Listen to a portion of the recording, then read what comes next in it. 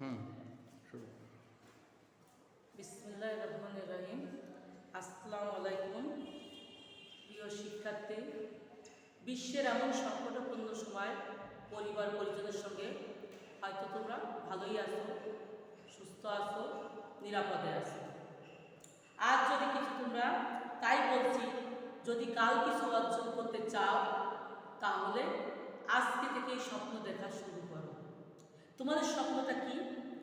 তোমাদের স্বপ্ন ভবিষ্যতে একটা অবস্থান তৈরি করা, একটা নিজস্ব পজিশন তৈরি করা, নিজস্ব একটা আত্মপরিচয়, আত্মস্বীকৃতি এবং নিজের একটা সুন্দর অবস্থান তৈরি করা, যেখান থেকে বসে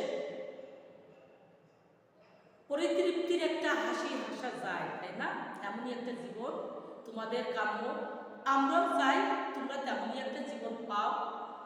সেই লক্ষ্যটাকে সার্থকতায় পরিপূর্ণ রূপ দিতে সহযোগিতার, তোমাদের সেই স্বপ্ন পূরণের ক্ষেত্রে সহযোগিতার হাত বাড়িয়ে আমি আসমা খানম, প্রভাষক, বাংলা বিভাগ, সবরুন্নেসা মহিলা ডিগ্রি কলেজ এর পক্ষ থেকে অনলাইন ক্লাসে তোমাদের আমন্ত্রণ জানাচ্ছি। তোমরা, আমি আশা রাখছি, বই, খাতা, কলম সমস্ত কিছু সঙ্গে নিয়ে ক্লাসের মতো করেই দেখছো, বসছো এবং উপভোগ করছো। আর তোমরা হচ্ছে স্টুডেন্টের ধর্ম কি? স্টুডেন্টের ধর্ম, তার সঙ্গে যদি বইপত্র পড়াশোনার সংযোগ না থাকে তাহলে স্টুডেন্ট হিসাবে আমরা দাবি করতে পারি না, তাই না? তাই অনলাইন ক্লাসও আর শিক্ষা প্রতিষ্ঠানে এসেও, শিক্ষা প্রতিষ্ঠানে তো এখন পরিস্থিতির কারণে সম্ভব হচ্ছে না, অনলাইন ক্লাসটাকেই তোমার বাড়ির রুমটাকেই ক্লাসরুম মনে করে ক্লাসের মতো করবে। কথা কেন বলছি আমি? অবশ্যই পাঠ্য বিষয় মনোযোগী হতে হলে সেইভাবেই ক্লাসে ঢুকে যেতে হলে ক্লাসের মতো করেই তাকে দেখতে হবে, তাকে বুঝতে হবে, তাকে সেইভাবেই নিজের ভিতর আত্মস্থ করতে হবে। আত্মস্থ করতে গেলে মনোযোগটা একান্ত প্রয়োজন। তোমাদের গত ক্লাসে আমি গৃহ প্রবন্ধটি পড়িয়েছিলাম, ওটা শেষ হয়েছে। আজ তোমাদের সামনে আমি নিয়ে এসেছি অপরাজেয় কথাশিল্পী। কে বলতো? অমর কথাশিল্পী আমরা কাকে বলি? নিশ্চয়ই তোমরা অনুমান করতে পারছো, শরৎচন্দ্র চট্টোপাধ্যায়। তার ব্লাসী তোমাদের 2020-21 শিক্ষাবর্ষের নতুন সংযুক্ত ছোট গল্প। এইটা তোমাদের পাঠ্য গত সেশনে ছিল না, এটা তোমাদের থেকে 20-21-এর নতুন সংযোজন হয়েছে। ব্লাসী অপরাজেয় কথাশিল্পী, অমর কথাশিল্পী শরৎচন্দ্র চট্টোপাধ্যায়। এই যে আমরা পড়তে যাচ্ছি ছোট গল্প, এর পূর্বে আমরা একটা ছোট গল্প পড়েছিলাম, হয়তো তোমাদের মনে আছে, তোমরাও পড়েছো, বইপত্র কিনেছো আশা রাখছি। আমি অনুভব করছি আমার সম্মুখে তোমরা এখন আসো, তোমরা ক্লাসটা করছো, দেখছো এবং মনোযোগ সহকারে শুনছো। যে কোনো খাতা রাখতে বলি আমি এই কারণে খাতা কলম, যে কোনো পয়েন্ট, যে কোনো বিষয় গুরুত্বপূর্ণ মনে করলে আমরা সেটা বলি, দেখিয়ে দিই। তোমরা সঙ্গে সঙ্গে তারিখটা দেবা। আরেকটা বিষয়, তারিখ সাইডে, যে কোনো বিষয় তোমরা ক্লাস করো না কেন, করতে যাও না কেন, সাইডে একটা তারিখ ইউজ করবা। তারিখটা দেওয়ার পর তোমরা কোন গল্প করছো, না উপন্যাস, না কবিতা, না প্রবন্ধ, সেগুলিও তোমরা সুন্দর করে লিখে নিয়ে তারপর যে পয়েন্টগুলি আসে গুরুত্বপূর্ণ তোমরা মনে করো, টিচারের কথা শুনে দিক নির্দেশনা থাকবে, যেগুলো তোমাদের লেখার কথা থাকবে সেগুলো অবশ্যই টুকে নিবে। ভবিষ্যতে তোমাদের এগুলো অনেক অনেক কাজে দিবে। আজ হয়তো তোমরা অনুভব করতে পারছো না, একসময় নিশ্চয়ই পারবে। এগুলো কোনো কিছুই হেলায় হারিও না, অবশ্যই গুরুত্ব সহকারে দেখো। এই যে কবি পরিস্থিতি, আমি যে কোনো বিষয় পড়ার পূর্বে বলি, তোমরা গল্প, উপন্যাস, কবিতা যাই পড়ো না কেন, সেই কবি পরিস্থিতি, কবি ব্যক্তি মানুষ হিসেবে কেমন, তার তৎকালীন সময় পরিবেশ পরিস্থিতি সম্পর্কে একটা ধারণা, শব্দ, টিকা, পাঠ পরিস্থিতি, সবার পূর্বে আমরা এগুলো পড়ে নেব। এগুলো যদি আমরা পড়ে নিতে পারি তাহলে সেই গল্প আমার কাছে অতি সহজ হয়ে যাবে, অনেকটাই বুঝতে সহজ হয়ে যাবে। এই জন্য পূর্বে তোমরা এগুলো পড়ে নেবে অবশ্যই। আর তারপরেও টিচার ক্লাসের পরেও যদি তোমাদের কোনো সমস্যা থেকে থাকে তাহলেও আমাদের সঙ্গে যোগাযোগ করার সুযোগ তো তোমাদের থাকছেই। সেই সুযোগটা তোমরা ইউজ করবে। যেখানে যার যে সমস্যা, অবশ্যই একবার কেন 5বারও তোমরা জানতে চাইলে আমরা অবশ্যই তোমাদের সহযোগিতা করবো ইনশাল্লাহ। তোমরা সেই সহযোগিতা নিয়ে সামনে এগিয়ে যাও। বিষয় আমি যেটা বলছিলাম বিলাসী অমর কথাশিল্পী শরৎচন্দ্র চট্টোপাধ্যায়, তাহলে আমরা প্রথমেই আগে কি করবো, তোমাদের পাঠ্য বইতে যদিও আছে, পাঠ পরিচিতি আছে, লেখক পরিচিতি আছে, শব্দ টিকা আছে, তবুও আমরা এগুলো একবার করে তোমাদের পড়িয়ে দেব, দেখিয়ে দেব। তোমরা আবার বইটা খুলে পাঠ্য ক্লাসের সঙ্গে তোমরা মিলিয়ে তোমরা পড়বে, দেখবা যে তোমাদের সুন্দরভাবে আত্মস্থ হয়েছে, তোমাদের বুঝতে কোনো সমস্যা হচ্ছে না। এই জন্য সমন্বয় ঘটাবা, ক্লাসের সঙ্গে নিজের পড়ার একটা সমন্বয়, একটা সংযোগ যদি ঘটাতে পারো, যদি এটা তৈরি করতে পারো একটা সেতু বন্ধন ক্লাসের সঙ্গে নিজের পড়ার, তাহলে দেখবা তোমরা ঠিক পথেই এগোচ্ছ, লক্ষ্য তোমাদের নির্দিষ্ট দিকেই যাবে, তোমরা একটা এই আশা রাখতে পারো। তাহলে আর যেটা পড়বো বিলাসী শরৎচন্দ্র, তার লেখার পূর্বেই আমি একটা কথা বলে নিই, লেখক যে কোনো কবি সাহিত্যিকের নাম আমরা যখন পড়বো এবং তার গল্প উপন্যাস নাটক যাই করি না কেন তার নাম পড়বো, নাটকটার ক্ষেত্রে গল্পের ক্ষেত্রে কোনো সেই নামটা অত্যন্ত গুরুত্ব বহন করে। এই কারণে নামটার বানান, নামের বানান যদি আমি ভুল লিখি, সে রাইটারই হোক আর যে গল্প লিখছেন তার বানানই হোক, তাহলে তোমার খাতাটা যে পরীক্ষক দেখবেন তার মনে একটা ভ্রান্ত ধারণা সৃষ্টি হবে যে তুমি কিছু শেখো নাই, পড়ো নাই, হয়তো কোনোরকম পূজামিল দিয়ে লিখেছে, এরকম একটা ধারণা সৃষ্টি হবে না বুঝে তোমরা পড়েছো। সেই জন্য সর্বাগ্রে তোমরা গল্পের নাম এবং লেখকের নামটা কিভাবে উনি লিখেছিলেন, আমরা নিজেরা সৃষ্টি করে একটা বানান তৈরি করে দিতে পারবো না। তোমার আমার নামের বানান একটা ভুল হলে যে গুরুত্বপূর্ণ কোনো সমস্যা হবে না, কিন্তু লেখকের নামের বানান ক্ষেত্রে ভুল হলে মারাত্মক ভুল। এই জন্য আমি আরেকটা বিষয়ের কথা বলি, শরৎচন্দ্র এখানে আছে শরৎচন্দ্র চট্টোপাধ্যায়, চট্টোপাধ্যায়, মুখোপাধ্যায়, বন্দ্যোপাধ্যায়, এই টাইপের বানানগুলো, জকলা রকলা অনেক বিষয়গুলো দেখো তোমরা দেখতে পাবে এর ভিতরে আছে, জকলাও আছে তোমার, তারপর টয় টয় আছে। এই বানানের ক্ষেত্রে অতিরিক্ত একটি সজাগ দৃষ্টি রাখার প্রয়োজন, না হলে ভুল হয়ে যায়। যেমন শরৎচন্দ্র আমি দেখাই, শরৎ চন্দ্র চট্টোপাধ্যায়,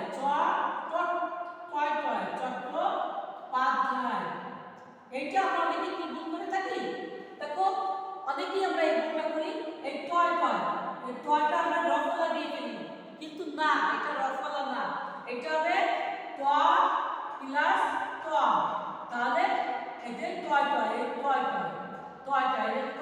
রফলা হলে এটা হবে চট্টগ্রাম লিখতে বলে টয় রফলা, কিন্তু এই শরৎচন্দ্র চট্টোপাধ্যায় এই টয় নট রফলা দিলে তোমাদের ভুল হয়ে যাবে। এটা নামের বানানের ক্ষেত্রে অবশ্যই খেয়াল করবা, মুখোপাধ্যায়, চট্টোপাধ্যায়, বন্দ্যোপাধ্যায়, এই বানানগুলি অনেক সজাগ দৃষ্টি রেখে এগুলো তোমাদের দেখতে হবে। এই চট্টোপাধ্যায় বানানটা আজকে থেকে তোমরা বলতে পারবে ট প্লাস ট, তাহলে টয় এরকম হবে। আর রফলাটা এটা লিখতে গেলে চট্টগ্রাম, টয় রফলা, চট্ট এই জায়গা, এটা হচ্ছে চট্টগ্রামের ক্ষেত্রে এই বানানটা, আর টয় রফলা এই যে এটা হচ্ছে শরৎচন্দ্রের নামের বানানের ক্ষেত্রে। এই বানানটার ক্ষেত্রেও খেয়াল রাখবে ইনশাআল্লাহ, আর যেন এটা ভুল কারো না হয়। বিলাসী নামের বানানের ক্ষেত্রে বয়সী লয়কার দন্তস্বয় দীর্ঘি এখানে ইউজ করা হয়েছে, রাইটার এটা করেছিলেন, তাই আমরা দীর্ঘিকার দিব, রস্যিকার দিব না। যদিও আমরা এখন জানি আধুনিক প্রমিত বাংলা বানানের ক্ষেত্রে রস্যিকারের ইউজ বেশি, দীর্ঘিকারের ইউজটা কম, তারপরও ক্ষেত্র বিশেষে এটা তোমরা একটু সতর্ক দৃষ্টি রেখে কোথায় থাকবে কোথায় থাকবে না যখন বাংলা উচ্চারণ করবে বিষয়টা ক্লিয়ার আরো হয়ে যাবে। আর এখন এইটুকু আপাতত জানার জন্য তোমাদের এটাই এটুকুই প্রযোজ্য, পরবর্তীতে আমরা ইনশাআল্লাহ আরো জানবো। এই নামের ক্ষেত্রে দেখো চট্টোপাধ্যায় মুখোপাধ্যায় গেল, এটা খেয়াল রাখবা, এটা টয় রাখবা। তাহলে এবার আমরা আসি অমর কথা শিল্পী শরৎচন্দ্র চট্টোপাধ্যায়, তিনি যে বিলাসী গল্পটা লিখেছিলেন, বিলাসীতে আসলে কি বলতে চেয়েছেন, বিলাসী তার জানার পূর্বে, এই গল্পে ঢোকার পূর্বে আমরা তার জন্ম পরিচয়, তার অন্যান্য পরিচয় সম্পর্কে, লেখক পরিচিতি সম্পর্কে আমরা একটা ধারণা লাভ করি। সেটা থেকে কি আসতে পারে? তার জন্ম। তার জন্মটা কত সালে? 1876 সালে 15ই সেপ্টেম্বর। 1876 সালে 15ই সেপ্টেম্বর তিনি জন্মগ্রহণ করেছিলেন। কোথায়? পশ্চিম বাংলার হুগলি জেলার দেবানন্দপুর গ্রামে। সেখানে বর্তমান সময় ভারতবর্ষের ভিতর, আগে যেহেতু এই সমস্ত বাংলাদেশ, ভারত, পাকিস্তান একত্রে ছিল, তাহলে এই বাংলারই সন্তান আমরা বলতে পারি। কিন্তু এখন যেহেতু ভারতবর্ষের যে জায়গাটা পড়ছে পশ্চিম বাংলার হুগলি, ওইটা ভারতবর্ষের ভিতর, তাহলে জেলার কোন গ্রাম? দেবানন্দপুর গ্রাম। তোমরা এটা অবশ্যই আমার বলার সঙ্গে সঙ্গে এখানে স্ক্রিনে এখানে আসে, সেটা দেখে তোমরা লিখে দিবা। কেননা বইতেও যদিও আছে, তবুও এখন লেখো, তোমাদের মনে রাখতে আরো সহজ হবে। মৃত্যুটাও পাশাপাশি দেখে দিই। 1938 খ্রিস্টাব্দে 16ই জানুয়ারি কলকাতায় মারা গিয়েছিলেন। 1938 খ্রিস্টাব্দের 16ই জানুয়ারি কোথায়? কলকাতায় উনি ওখানে মারা গিয়েছিলেন। আর তার পিতার নাম মতিলাল চট্টোপাধ্যায় আর মাতার নাম ভুবন মোহিনী দেবী। এইগুলো এই পিতা মাতার নামের বানানের ক্ষেত্রেও তোমরা লক্ষণীয় বিষয়, এগুলো তোমরা খেয়াল করে দেখবা। এখানে চট্টোপাধ্যায় পিতার নামের ক্ষেত্রেও আছে একই বিষয়, ওই টয় সেইগুলো খেয়াল রেখে লিখবে। দেখা যাচ্ছে কি এই জন্ম, মৃত্যু এবং উল্লেখযোগ্য গ্রন্থ, এই নামগুলি এই কারণে প্রয়োজন, এগুলি তোমাদের কিসে আসে? এগুলো বহু নির্বাচনী প্রশ্ন, অনেক সময় চাকরি বাকরির ক্ষেত্রে দেখবা যে বিভিন্ন তোমার পরীক্ষা দিতে হয়, সেক্ষেত্রেও দেখবা এই প্রশ্নগুলো অনেক সময় থেকে থাকে। এই জন্য এগুলো একেবারে ফেলে দেওয়ার মতো কিছু না, এগুলো গুরুত্ব সহকারে অর্জন করতে হবে, মনে রাখতে হবে। আর তার বয়স, উনার কিছু কিছু একটু সংসার প্রতি বৈরাগ্যভাব জন্মিয়েছিল। কত বছর বয়সে? 24 বছর বয়সে, যখন তিনি সন্ন্যাসী হয়ে গৃহত্যাগ করেছিলেন কিছুদিনের জন্য। কিন্তু সন্ন্যাসী জীবন যাপন অনেক কষ্ট, অনেক কঠোরতা, মশার কামড়ে উনি টিকতে না পেরে অতিষ্ঠ হয়ে আবার সংসারে ফেরত আসলেন। আর উনি আসলেন বিদায় আমরা তার লেখা গল্প, উপন্যাস সেগুলি পেয়েছিলাম। এই জন্য বিধাতাকে ধন্যবাদ যে উনার সন্ন্যাস জীবনটা ভালো লাগেনি, উনি আবার গৃহ জীবনে গৃহী হয়ে ফিরে এসেছিলেন, যার কারণে তার এসব অমর রচনাগুলো আমরা পেয়েছিলাম, যা আমাদের আজ পাঠ্য। আর উনার আরও অনেক অনেক উল্লেখযোগ্য উপন্যাস রয়েছে, যেগুলো হয়তো উনি সন্ন্যাসী হয়ে গেলে আমরা পেতাম না। আর জীবিকার তাগিদে উনি কোথায় গেছিলেন? বর্মা মুল্লুকে, বর্তমানে মায়ানমার। বর্মা মুল্লুকে উনি জীবিকার তাগিদে, যেহেতু উনি দরিদ্র সন্তান ছিলেন, উনার পিতার অনেক সয় সম্পত্তি, অর্থবিত্ত, প্রভাব প্রতিপত্তি কিছুই ছিল না, তাহলে ওনাকে অস্তিত্ব টিকায় রাখতে হলে সংসার ধর্ম প্রতিপালনের জন্য, অর্থনৈতিক কিছু উন্নতি সাধনের জন্য, নিজে টিকে থাকার জন্য, সংসারের সবাইকে ঠিকঠাকভাবে পরিচালনা করার জন্য অর্থের প্রয়োজন। সেই অর্থের প্রয়োজন যেটা উনি দেশে বসে মেটাতে পারেননি, তাই কোথায় গিয়েছিলেন? বর্মা-মুল্লুকে, বর্তমান মায়ানমার, এখানে উনি গিয়েছিলেন কর্মের তাগিদে। তারপর দেখেন প্রথম মুদ্রিত ছোট গল্প, আমরা যে কোনো লেখকের প্রথম শেষ, প্রথমটা কি থাকে, শেষটা কি, তার সৃষ্টিকর্ম থাকে, এটা কিন্তু গুরুত্বপূর্ণ, কারণ এটা বিভিন্ন পরীক্ষায় এসে থাকে, বহু নির্বাচনীতেও তোমরা পেতে পারো। সেটা দেখো, এটা প্রথম মুদ্রিত ছোট গল্প হচ্ছে মন্দির, একটা ছোট গল্প, প্রথম এটা হয়েছিল, লিখেছিলেন, তার এটি কুন্তলীন পুরস্কার পেয়েছিল। এই পুরস্কারে পুরস্কার প্রাপ্ত হয়েছিল এই ছোট গল্পটি। তাহলে মানটা কতই না সুন্দর ছিল, না হলে পুরস্কার প্রাপ্ত হতো না।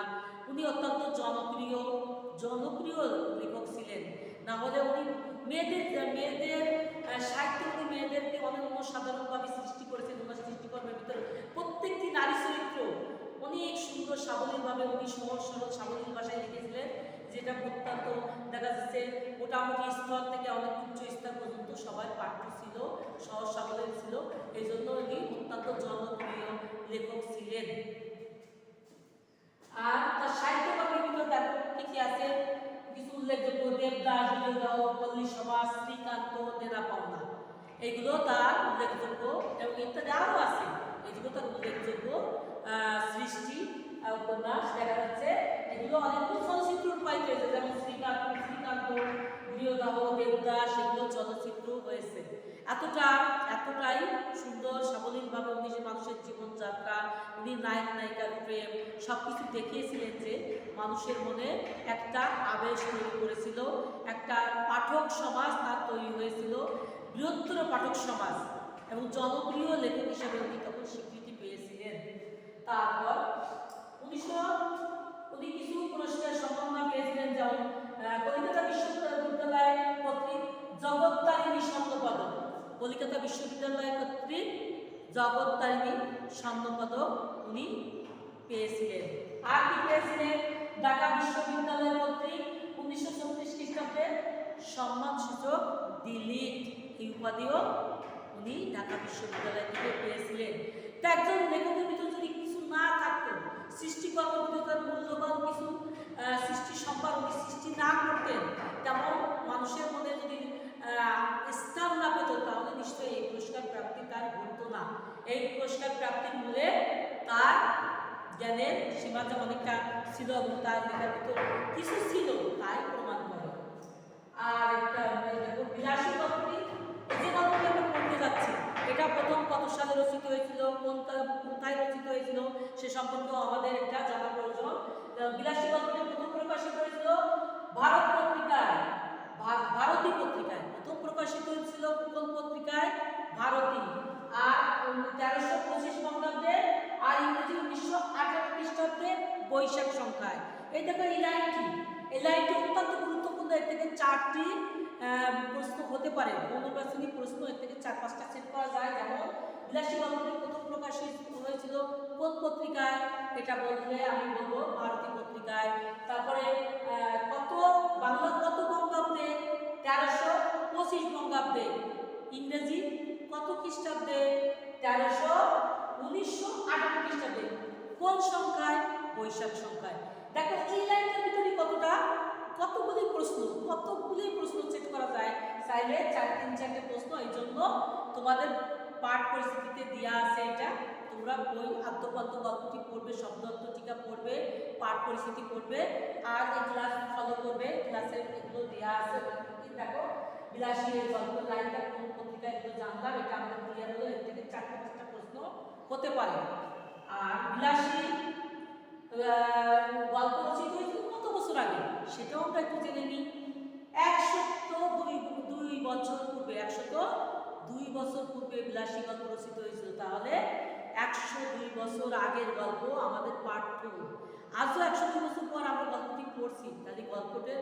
তাহলে গল্পটিতে কি এমন বিষয় আছে, কি এমন দিক নির্দেশনা, কি এমন শিক্ষা, কি এমন বিষয় লেখক তুলে ধরেছিলেন যা আজও মানুষের জানার এবং বোঝার অনেক কিছু থেকে যায়, যার জন্য আমাদের পাঠ্যটা 102 বছর পূর্বে রচিত।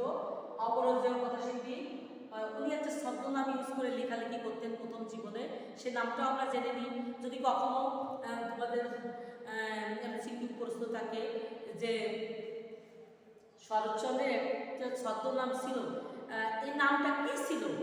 3-4টি নাম থাকবে। এখন তুমি যদি সঠিকটা না জানো, ঠিকটা না জানো, তাহলে তো তুমি তখন লিখতে পারবা না। সেটা হচ্ছে অপরাজেয় কথাশিল্পী কি শরৎচন্দ্র চট্টোপাধ্যায় অনিলা দেবী ছদ্মনামে তিনি লেখালেখি করতেন। এই নামটা যখন প্রথম উনি সাহিত্য রচনা করছেন, তখন এই ছদ্মনামে উনি অনেক লেখালেখি করছেন। আর এই বিলাসী গল্পের কেন্দ্রীয় চরিত্র 4টি: মৃত্যুঞ্জয়, বিলাসী, ন্যাড়া এবং মৃত্যুঞ্জয় খুড়ার। বিলাসী নামটি শুনে বুঝতে পারছো, এটা নারী চরিত্রের কেন্দ্রীয় চরিত্র বিলাসী। তার নাম অনুসারে এই গল্পটির নামকরণ বিলাসী। গল্পটি সাধু ভাষায় রচিত হয়েছিল বহু বছর পূর্বে, অনেক আগে, 100-200 বছর পূর্বে সাহিত্য। এখন বর্তমানে আমরা যে কথ্য ভাষাটা একদম সরলীভাবে লেখা দেখি, গল্প উপন্যাস যাই দেখি না কেন চলিত ভাষায় আমরা দেখে থাকি, তখন তৎকালীন সময় অধিকাংশ লেখক কথ্য ভাষা ইউজ করতেন না, সাধু ভাষায় রচিত হতো। তখন সাধু ভাষা, তারও পূর্বে সংস্কৃত ভাষা, তারও পূর্বে পালি ভাষা, বিভিন্ন এরকম ভাষা আস্তে আস্তে পরিবর্তিত হতে হতে বর্তমানকালে অতি সহজ সাবলীল কথ্য যে রূপটা চরিত্র রূপটা আমরা পেয়েছি, সে অনেক সহজ রূপ। এটা ছাত্র ভাষায় রচিত হয়েছিল। ন্যাড়া নামক যুবক, মানে এই গল্পের কথক ছিলেন ন্যাড়া স্বয়ং শরৎচন্দ্র চট্টোপাধ্যায়। উনি এই ছায়ার আলোকে, উনি তার ছায়াসঙ্গী হিসাবে তার জবানিতে গল্পটি বর্ণিত হয়েছিল। ন্যাড়া নামক এক যুবকের জবানিতে এই গল্পের কাহিনী লেখকের প্রথম জীবনের ছায়াপাত ঘটে। ওনার প্রথম জীবনের যে ছায়াপাত সেটা আমরা এই গল্পের ভিতরেই দেখতে পাবো। এই গল্পে বর্ণিত হয়েছে ব্যতিক্রমধর্মী মানব মানবিক চরিত্রের অসাধারণ প্রেমের মহিমা। এই গল্পে কি রচিত হয়েছে? এই গল্পে রচিত হয়েছে এই ব্যতিক্রমধর্মী এক মানব মানবিক প্রেমের মহিমা, যা ছাপিয়ে উঠেছে জাতিগত বিভেদের সংকীর্ণ সীমা। এই গল্পের মূল বিষয়টাই এটা। এটা একটা এমন মানব মানবিক প্রেম, জাতিগত জাতপাত ভেদ তার মধ্যে থেকে প্রেম যে মহিয়ান গৌরবান্বিত, তার সে যে পুত পবিত্র, তার একটা শক্তিশালী অবস্থান, সেটাই প্রমাণ করেছিল। সংস্কারকে চূর্ণ বিচ্ছিন্ন করে তার মৃত্যুঞ্জয় বিলাসীর প্রেম সার্থক হয়েছিল, সেটাই গল্পে দেখা হয়েছে। বিলাসী গল্পের নাম চরিত্র তো বিলাসী, সেটা বলেছি। সে কেমন বিলাসী নায়িকা চরিত্রটা, নায়িকা কেমন ছিল চরিত্রের অধিকারী? তার চরিত্র ছিল কর্মে নিপুণ। সে কর্মে নিপুণা ছিল, তার বুদ্ধিমতী, সেবাবতী, সৎ চরিত্রবান। তার বিভিন্ন গুণাবলীর ভিতরে গুণাবলীগুলো দেখতে পাই আমরা। কর্ম নিপুণ, বুদ্ধিমতী, সেবাবতী এবং সৎ চরিত্রবান এবং কুসংস্কার মুক্ত একটা মেয়ে ছিল সে। তাই না বলে তৎকালীন সমাজ যে প্রেক্ষাপটে তাদের যে প্রেমটা ছিল, মৃত্যুঞ্জয়ের সঙ্গে তার যে সম্পর্ক তৈরি হয়েছিল, সেই সম্পর্কটা সার্থক রূপ দেওয়া সম্ভব ছিল না। সেটা যেমন বিলাসীও সার্থক করেছিল, মৃত্যুঞ্জয় সার্থক করেছিল। দুইজনেরই আগ্রহের ফলে, দুইজনেরই সংস্কার মনের কারণে, যেটা তৎকালীন সময় কুসংস্কার ও শূন্য ধর্মান্ধ একটা পরিবেশ ছিল, সেই পরিবেশকে ভেঙে চুরে তারা তাদের প্রেমের স্বীকৃতি দিতে পেরেছিল। দুইজনের মন মানসিকতা তেমনই ছিল। আর এটা মৃত্যুঞ্জয় চরিত্রটা আমরা দেখব। মৃত্যুঞ্জয় কেমন ছিল? মৃত্যুঞ্জয় ছিল অনাথ, তার বাবা মা কেউ ছিল না, ছিল এক জ্ঞানী ঘোড়া, যেটা সবসময় বিরোধিতা করে গেছে, তার পক্ষে কখনো কোনো একটা ভালো কথা বলেনি, সবসময় রটনা উৎসাহনায় ব্যস্ত থাকতো। অনাথ, উদার, দৃঢ়তা, ধৈর্যশীল, প্রেমিক এবং ত্যাগী প্রেমিক। তা তো অবশ্যই কামনা বিলাসী। আর মৃত্যুঞ্জয়ের প্রেমের সার্থকতার ক্ষেত্রে সে যদি ত্যাগী না হতো, তাহলে উচ্চ বংশীয় ছিল মৃত্যুঞ্জয়। উচ্চ বংশীয় সন্তান হওয়ার পরও বালুপাড়ার এক সাপুরের কন্যাকে সে বিয়ে করতে পারত না। তার মন যদি উদার না থাকতো, তার মন যদি সংস্কার আচ্ছন্ন থাকতো, তাহলে সম্ভব হতো না। সংস্কার মুক্ত, অন্ধ, গোড়ামি, ধর্মান্ধতা সমস্ত কিছুর ঊর্ধ্বে থেকে তার মনটা সেইভাবেই তৈরি ছিল। অনেক বড় ছিল তার মন, উদার। সে উদারতার পরিচয় পাওয়া যায় তার শিক্ষা জীবনে। ক্লাস পার্টিদের এবং স্কুলের অনেক ছাত্রদের সে বেতন দেওয়ার ক্ষেত্রে ভূমিকা পালন করত এবং তাদের অনেক খাওয়া দাওয়া, বইপত্র কিনে দেওয়া, সমস্ত কাজে দেখা যেত মৃত্যুঞ্জয় অগ্রণী ভূমিকা পালন করেছে। আর কেউ তেমন করেনি, সেই করেছে। এমনকি শিশু সন্তানকে যাদের বেতন দিতে পারতো না, তার বাবারা এসেও তার থেকে অনেক সময় অর্থ সাহায্য নিয়ে যেত, কিন্তু কখনোই তার অর্থ সাহায্য করতে আবার স্বীকার করতো না তারা। তবুও তার মধ্যে কোনো আক্ষেপ ছিল না, কেননা মৃত্যুঞ্জয়ের মনটা ছিল অনেক বড় আর উদার, যার কারণে সে সহজ স্বাভাবিকভাবে সব কিছুই করতে পারতো, সহ্য করতে পারতো। সমাজের সমস্ত রক্তচক্ষু, ধর্মান্ধ, অন্ধবিশ্বাস, পুরার রটনা সমস্ত কিছু সে গায়ে মারতো না। সমস্ত কিছুর মধ্যে উঠে সে বিলাসী প্রেমকে স্বীকৃতি দিতে পেরেছিল। আলাদা নিজের বংশ গৌরবকে ভুলণ্ঠিত করে পালপাড়ায় যে সামনের জীবনযাপনকে স্বাগত জানিয়ে তার সঙ্গে সে অ্যাডজাস্ট করেছিল। এই অ্যাডজাস্ট করার ক্ষমতা সবার থাকে না, সবার হয় না। তেমন হওয়ার জন্য কিছু গুণাবলী প্রয়োজন, যা আমাদের এই নায়ক চরিত্রে, মৃত্যুঞ্জয় চরিত্রে আমরা দেখতে পেয়েছিলাম। আর ঘোড়া কেমন ব্যক্তি ছিল? রবি, দ্রুত, কৌশলী, দুর্নাম রটনাকারী। সে কখনোই ভাইপোর পক্ষে কোনোদিন একটা কথা বলেনি, সে কোনোদিন ভালো আছে না মন্দ আছে কোনোদিন সে আপনজন হিসেবে তার পাশে এসে দাঁড়ায়নি। অথচ যখন সে অসুস্থ হলো, বিলাসীর পিতা তাকে সেবা শুশ্রূষার মাধ্যমে ভালো করলো, সেটা সে রটনা ঘটিয়ে বেড়াতে লাগলো। সাহায্য সহযোগিতার বেলায় কিছুই তখন সে ভূমিকা পালন করেনি, রটনার ক্ষেত্রে সে মূল ভূমিকায় ছিল। এমন ছিল তার চরিত্র। বিলাসী গল্পে বিলাসী প্রেম নিষ্ঠার পরিচয় পাওয়া যায়। প্রেম নিষ্ঠার যদি পরিচয় নাই থাকতো তাহলে বিলাসীতে আমরা কি দেখতাম? বিলাসী যদি মৃত্যুঞ্জয় মৃত্যুর পর, আমরা গল্প যখন পড়বো অবশ্যই জানতে পারবো, মৃত্যুঞ্জয় মৃত্যুর পর 7 দিনও সে টিকে থাকতে পারেনি।